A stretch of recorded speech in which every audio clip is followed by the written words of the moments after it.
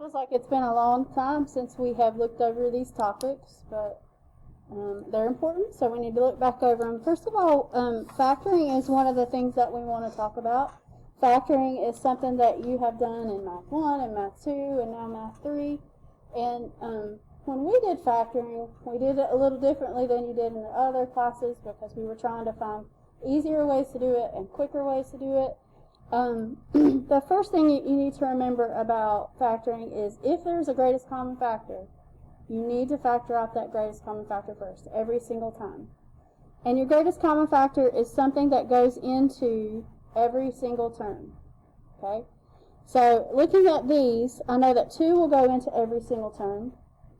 And there's also an x in common. So it looks like that my greatest common factor is going to be 2x. So when you figure out what the greatest common factor is, you divide by it, and then you see what you have left. So when I divide by 2x here, the 2 and an x go away, we get x squared. 4 divided by 2 is 2, and then there's an x left over. And then 6 divided by 2 is 3, x's go away, and so this is what you would get when you're factoring the greatest common factor. Now, I want to tell you that you could put the original into Desmos. So you could put 2x to the third plus 4x squared plus 6x. It just gives you 0, 0, which means there's going to be an x on the outside. But if you wanted to check and see if you did it correctly, you could put what you got into it and make sure you get the same exact graph. Okay? Just keep in mind that you can check it that way. You can always put in what you get and check and see if you did it correctly. Another kind of factoring that we talked about was ones kind of like these right here. And if there's a greatest common factor, you do need to factor that out first, but then you can graph it. So if I graph x squared minus 6x minus 7, I look for where it crosses the x-axis. So see it says graph the equation, find the zeros, change the signs. So it crosses the x-axis at -1 and 7. So that means what the factors are x plus 1, x minus 7. That's what I mean by change the signs. So you find the zeros on Desmos, and then you change the signs. Again, if you wanted to check if you did it correctly, you could put x plus 1, I don't know what that was, and then x minus 7. Okay, yeah, those two graphs were the same, so I know I did it correctly. Okay, so the next one is a very similar kind of question. There is one tricky thing I wanted to talk about. So 2x squared plus 7x minus 15. There's where it crosses the x-axis, -5 and 1.5. Okay, we talked several times about what happens when you get a decimal as one of the zeros. And so what you do is you put it into Desmos. And if you remember, right beside of the number, there's that little fraction button. If it makes a fraction, you can click that fraction button. It's 3/2. That's important because that will help us when we try to write out what the factors are. Okay?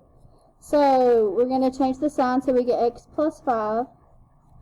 Change the sign here so we get x minus 3/2. And then the 2 that's on the bottom, it comes in front of x. So that would be 2x minus 3. And that only happens when you get a fraction right here. Now, I want to show you what happens if you do not move it. So if you don't make it 2x minus 3, look, the graphs aren't the same. It's not completely wrong, okay? But the graphs aren't the same, and so there's something tricky about that.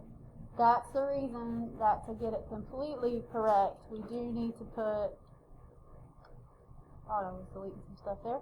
2x minus 3, and then now they are the same. Okay? So if you end up with a fraction right there, that 2 does need to come in front of the x. Although the questions are not probably going to ask you to factor something, you're going to use those factors to answer questions. And so that's the reason I wanted to show you that. Okay? Another kind of factoring that we talked about was this one here. And it's the difference of two squares. But if you will notice, you can factor a greatest common factor first, and you should do that. If you don't, you want to get it factored completely. The greatest common factor here is 4. So I want to factor it out. 4x squared minus 25. Unfortunately, you're not finished because x squared minus 25 continues to factor. You could put x squared minus 25 into Desmos and find the zeros. Or you could just remember that with difference of two squares, that you do x minus 5 and then x plus 5. And so there's the factors. Again, if you wanted to check it in Desmos, you could. You could put it in Desmos and make sure you did it correctly.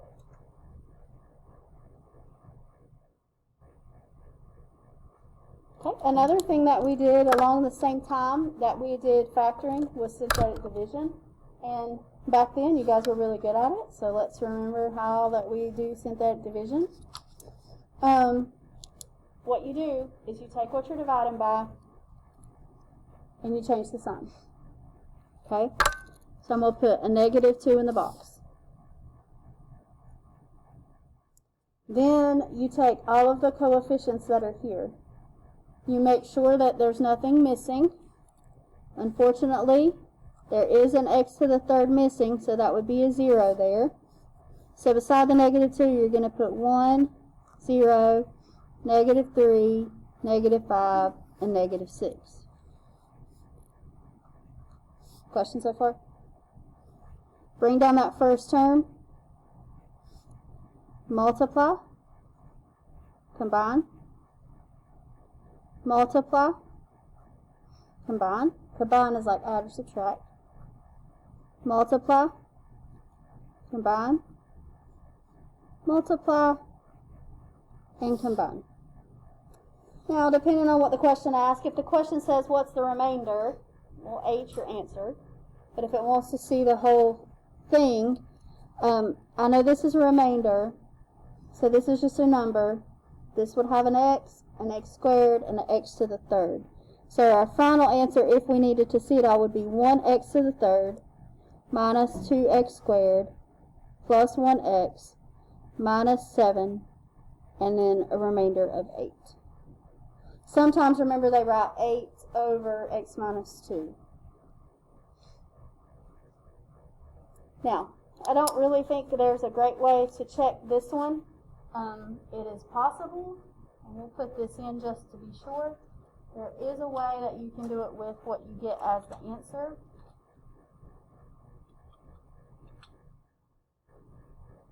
If you ever have a question, like if you can divide it by that evenly, you would graph it and look at the zeros. See, I don't see -2 there, and because there's not a -2, that means the remainder is not 0. Let's see what happens if you put the answer in here.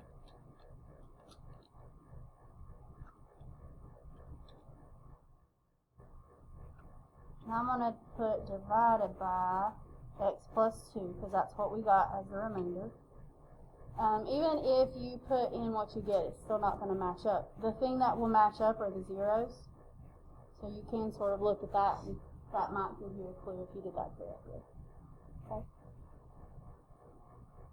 Another thing we did when we did synthetic division is we said, well, there was a rule about factoring cubes. And what we can do is we can use synthetic division to factor cubes as well. First thing you do is you put it in Desmos to figure out what the zeros are. There's only one 0. Okay? So what you do is you take that 0 that you got on Desmos and you put it in the box. And you divide by using that 0 that you got. There's a 1 for the x to the third. There's a 0 for the x squared, a 0 for the x, and then a 27. Bring down the 1. Multiply, combine. Multiply, combine. Multiply, and combine. You get a remainder of 0, and that should happen if you're trying to factor something and using division to do it. Alright, that right there tells you what the answer is if it said to factor that.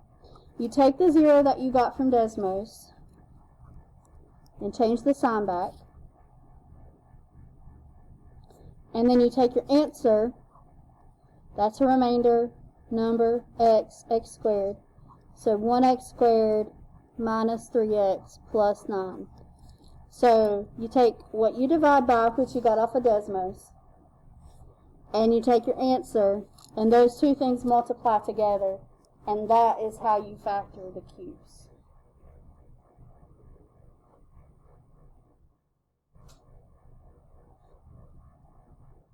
Okay.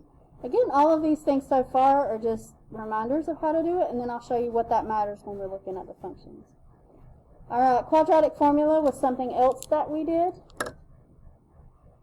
Yes, you did it in Math 1 and Math 2 maybe, but again we did it in Math 3 because we wanted to talk about imaginary solutions and figure out how all of that relates to each other. So here was the formula, and A is the number like in front of x squared, so A would be 1, B is negative 6, and C is 2. When you use the quadratic formula, you should always plug the thing into Desmos first and find out if there's any zeros. Voila! There's zeros. Okay? Now, if they really wanted you to use the quadratic formula, the answers that you would see on multiple choice probably aren't going to be written that way. They would be written a different way. But if you wanted to use those to check and see which one it was, you could do that. Okay, and I'm going to show you the quadratic formula, and then I'll show you how those zeros relate. So, negative b, if it's already negative, you change it to positive. Square root b squared, that's always positive, minus 4ac over 2a. Alright, so 6 squared minus 4 times 1 times 2, 6 squared minus 4 times 1 times 2 is 28. 2 times 1 is 2. And then you do need to break down 28. You can divide it by 2. Divide it by 2 again. There's a pair of 2's and an extra 7. So that would be 2 square root of 7. And then you can divide all three of those numbers by 2. And you get 3 plus or minus square root of 7. Now what I meant by plugging it in, you could put 3 plus square root 7. See what you get. See if that matches one of those zeros. It does. And so that's how I know I did it correctly. Or if you're just looking at those choices, you could look at the choices in that way to try to match it up. This is called two real solutions because you did get two solutions. They weren't like 2 and 4 whole numbers, but they're still real because they do cross the x-axis at that point. Now, the next one with the quadratic formula, first thing you have to do is get it equal to 0, so I'm going to add 13 on both sides. And still I'm going to do A, B, and C. Now, before I do it, I just want to check and make sure that I really need to do it. Because if you get whole numbers or fractions, you don't have to do it at all. But if you don't, then you need to do it. This one doesn't cross the x-axis. Because it doesn't cross the x-axis, that means there's going to be two imaginary solutions. So that means there's going to be i's in the answer. Okay? So that's how we can graph it and kind of compare. So negative b would be 6 plus or minus square root b squared is always positive, minus 4ac over 2a. Alright, next I'm going to put in the 6 squared minus 4 times 1 times 13. You get negative 16. 2 times 1 is 2. Alright, if we did not know the square root of 16, we would do what we did over here with the 28. But I know that the square root of 16 is 4. There's a negative, so I'm going to put an I. And then I'm going to divide all 3 of those by 2.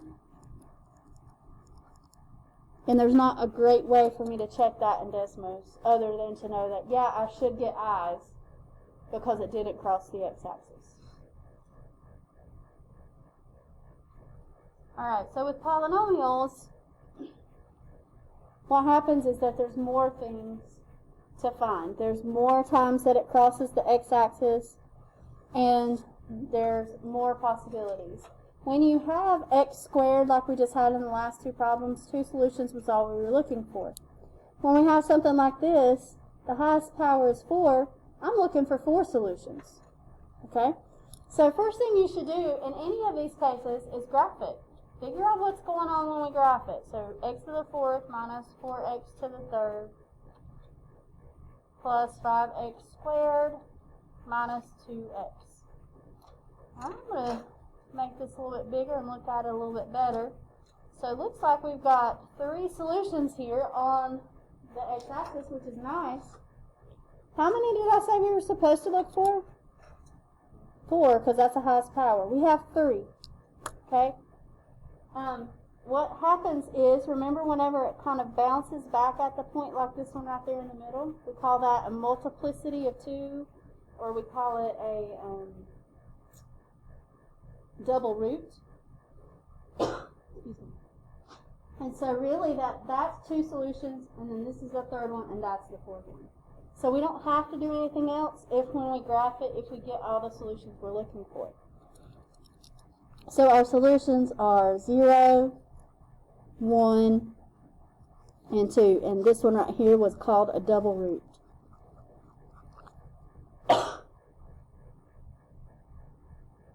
So we don't have to go any further. If the question said, what type of solutions do you have on this problem, we would say there's 4 real solutions. Even though that one doesn't look like the second one, it really is one. Alright, so what happens if we graph the next one? X to the 3rd plus 5x squared plus 8x plus 6. Okay, we have 1 real solution. We're looking for 3. That means the other 2 are imaginary. So we have 1 real solution and 2 imaginary solutions. 1 real, 2 imaginary. What you do to figure this out is a combination of synthetic division and the quadratic formula. Okay? So you take the real solution that you got from Desmos, which we got negative 3, and it goes in the box. The only time you change the number in the box is when you're dividing by something that it tells you. Like over here, how you were dividing by x plus 2, we had to change the sign. If you get the number from Desmos, you don't change the sign. And then you take the numbers 1, 5, 8, 16. I'm not missing anything. Bring down the 1. Multiply, add. Multiply, add. Multiply, and add. I feel like I did something wrong. Oh, just positive 6. Where at? Oh, that wasn't a 16. Got it. That's a 6. I knew that I did something wrong because the remainder should come out to be 0 if you're using the 0 on Desmos. Now we're not finished, but what you do is you take those numbers, and that's what you do quadratic formula with in order to find the rest of the zeros. So negative b plus or minus square root b squared minus 4 AC over 2A. We would put that in Desmos. 2 squared minus 4 times 1 times 2. We get negative 4. Okay, the square root of negative 4 is 2I.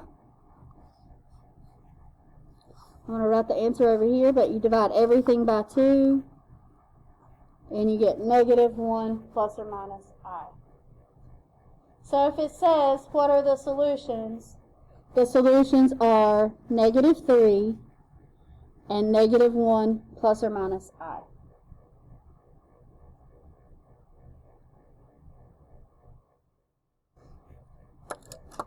Alright, some other things that we did with polynomials is we looked at the graph and found some things about its behavior. Okay? If a question says for you to find the max or to find the min, this is the max, this is a min, just to keep that in mind. Maxes and mins are where the higher point is or where the lower point, if it asks you. If it says what's the maximum value or what's the minimum value, you just graph it, click on it, and then you write down the y value. On this particular equation we already have in here, right there would be the minimum, but the y value would be the answer. Now, another thing we did is we talked about the end behavior, and the end behavior is what the graph is doing on the ends. And what I can tell is the graph is going down, and then the graph is going up. However, that might not be what's written. Okay? They might write it in a different way. So this says, as x approaches infinity. That means as I look at the right side of the graph, on the right, this is going up. Well, up represents infinity. On this one right here, it says, as x approaches negative infinity. As x approaches negative infinity means that I look at the left side of the graph. So I'm looking over here on the left. The graph's going down, and that represents negative infinity.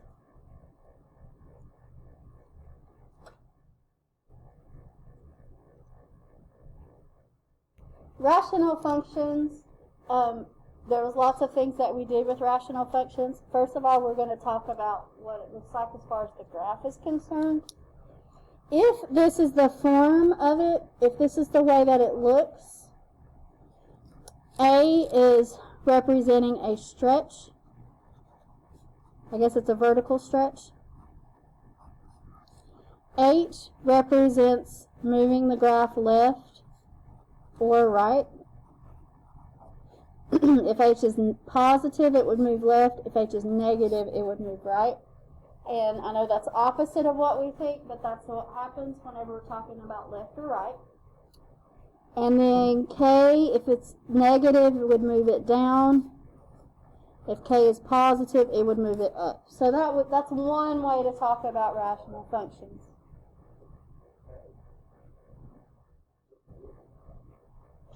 Okay, with rational functions, there was also things called asymptotes.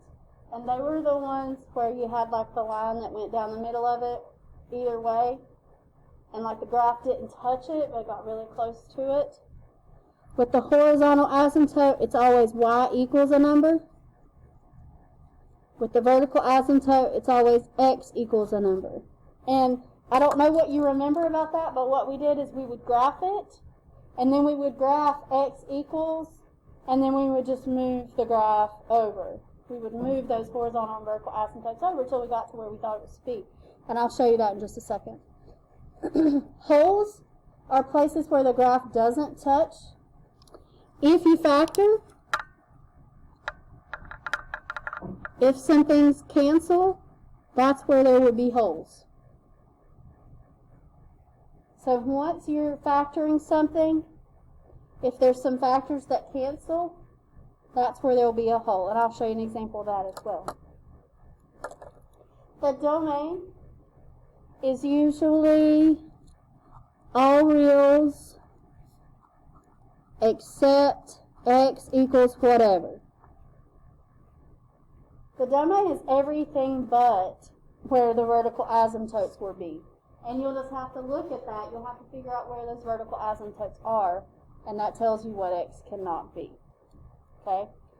And then the range is usually all reals except whatever y can't be.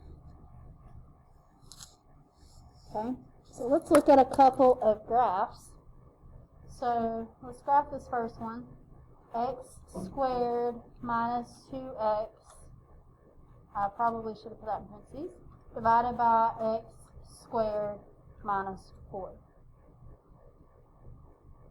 Okay, before I look at the graph, remember that you should always try to factor it if you can, because factoring might give you some holes that you can't see on the graph. So before I look at the graph, I would factor out an x on top because there's an x in common. And then I would also factor x squared minus 4. You could graph it, look at the zeros, and change the sign. Or that's the difference of two squares, which is x minus 2, x plus 2. X minus 2's go away. That's what I meant by factors canceling. What that means is that there's a hole where x minus 2 equals 0. So there's a hole at x equals 2. And I don't know if you remember, but you could kind of go to wherever 2 is and get close to it. I saw it just a second ago. Right there. And notice it does show up as a hole. It says undefined, but sometimes that's hard to get to on the graph. Okay? You sort of have to find it. Now, for the vertical asymptotes and the horizontal asymptotes, what we said is just put x equals 2 or something like that, and then we slit it. Oh, here it is. We just slide it until we get to what we want. And we want it to be kind of in the middle of it. And usually it's a regular number, maybe a fraction. But it looks like x equals negative 2 would be our vertical asymptote. I'm going to abbreviate that as VA. And then for the horizontal asymptote, it would be y equals whatever. When you click off of it, that's where you get it, and just kind of move it.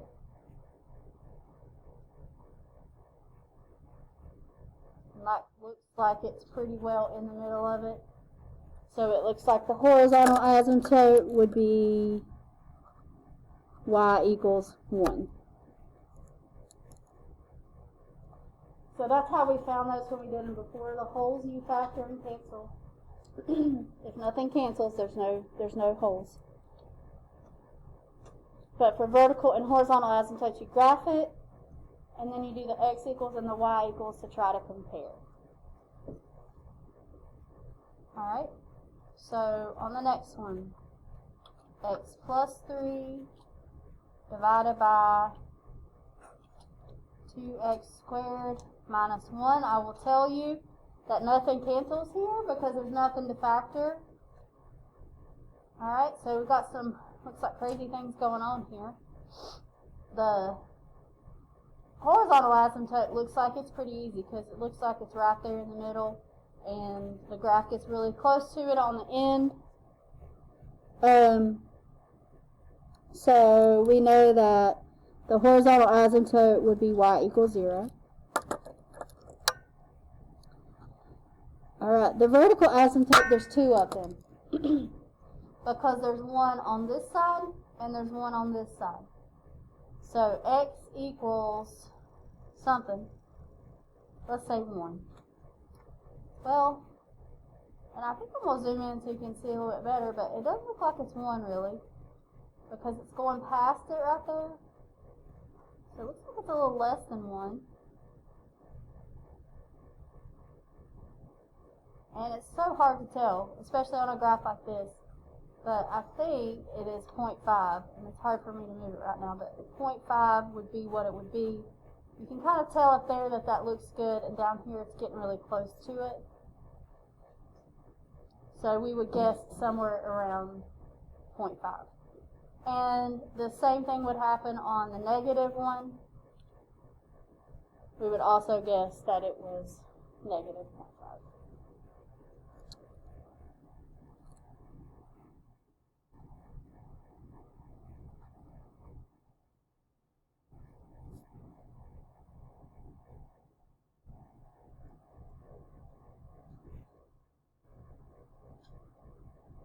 I think this is supposed to be a 4. I know that doesn't look right, but this is supposed to be a 4. And I think that makes more sense with the 4. But basically, just move those graphs around, and I think it's easier to see. If I change that to a 4, yeah, it looks closer up there, and it will also look closer there. So yeah, that should have been a 4 up there. Okay, the last thing that we did with rationals and Desmos is we just solved equations. And I've told you to be careful not using the testing version for it. But if you do, what we decided to solve rational equations is we just moved everything on the right side over. So you subtract, and then 10 divided by x squared minus 1. And then you look for where it crosses the x-axis. Looks like 2 is the only one, unless there's something way out there, but it really doesn't look like it. So it looks like that our answer here would be x equals 2. Just be sure to subtract this over when you move it to the other side and graph it.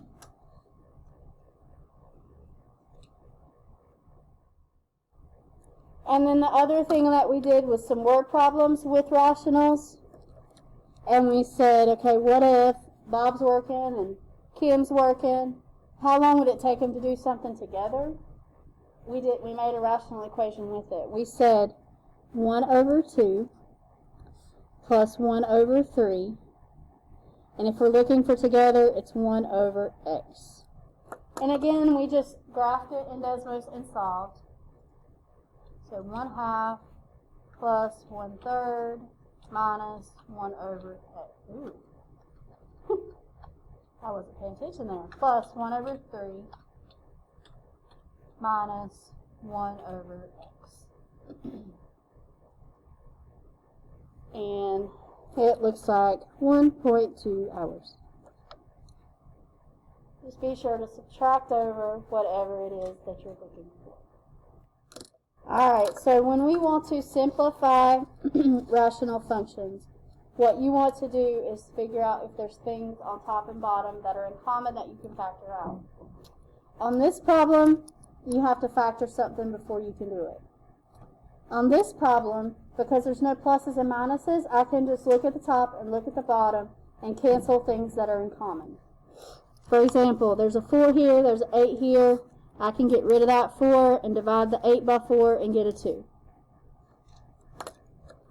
I can look at the x's. There's 1 x on the top, there's 2 on the bottom. I can get rid of one of them. That one's still there.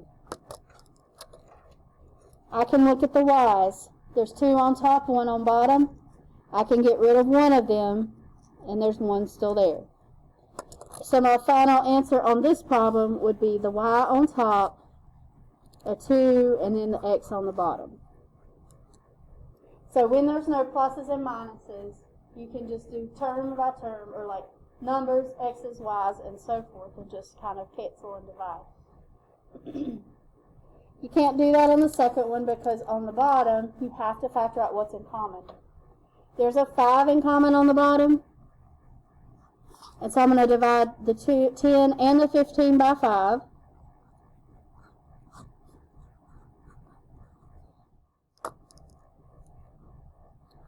The 5s will go away.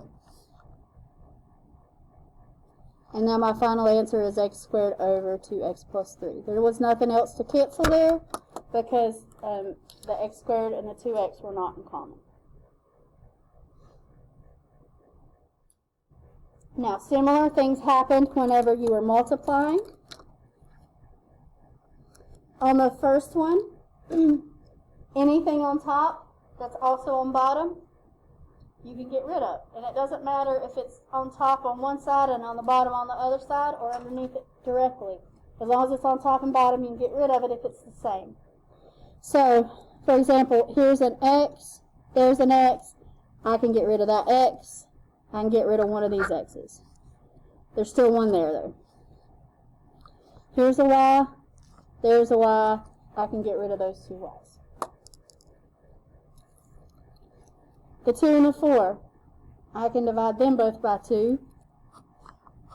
So there would be a 2 on top. What that means is there's nothing on the bottom. And that means on top I'm left with a 2, that x, and then another x. So I'm left with 2x squared. If you wanted to put 2x squared over 1, you could, or you could just leave it as 2x squared. Now, the second one was one that a lot of times you guys like better. You do need to factor it first. So that first one, x squared plus 3x minus 10. I get that for the factors. So on top, that's going to become x plus 5, x minus 2. On the bottom, it's not going to help you much to graph it, but there's an x in common. So factor out an x. Just take an x out of each term. On the top, there's not much you can do but factor out a 4 because there's a 4 in common. On the bottom, that's the difference of two squares. Or you can put it in Desmos if you want. X squared minus 4. So we get x minus 2, x plus 2. After doing that, then you can look at top and bottom and decide if there's anything to cancel. The x plus 3's will go away. X minus 2's will go away. So anything that doesn't go away is still left. So we still have a 4, an x plus 5, an x, and an x plus 2. So that's the reason we did some factoring, is so that we could solve that kind of problem.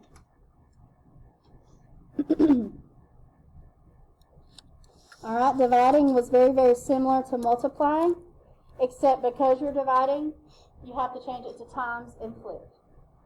Okay, so it's where we talked about keep, change, and flip. So you keep the first one the same, you change the sign to times, and you flip it. And then you get rid of things that you can get rid of. For example, this 3 and the 6 I can divide and get a 2. I can get rid of one of these x's.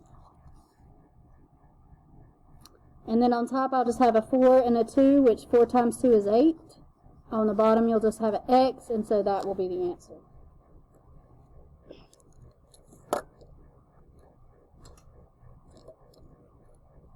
On this one, we still want to keep, change, flip. So keep the first one. I want to go ahead and factor out a 3 there because I know there's a 3 in common. And I'm going to flip this. I'm going to put that 10x squared on the bottom. This 3x squared minus 9x. I need to figure out what's in common to factor it. There's a 3 in common and an x.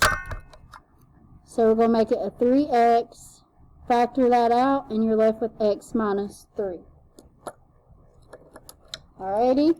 X minus 3's go away. The 3's go away. The 10's go away. This is interesting. There's 2 x's on the top and an x squared on the bottom. All of it goes away. When everything goes away like that, you end up with a 1. And if you didn't realize it all went away, you could like put it together, x squared over x squared. And it's the same thing over the same thing, so you just get 1.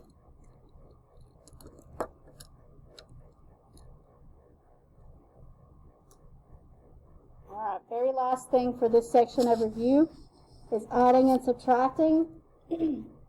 When you have a common denominator, it's really nice. All you do is leave the denominator as the whatever it is, and you just add things that are alike. So x and x, that makes 2x. 3 and -5 make -2. That's the answer. You're done.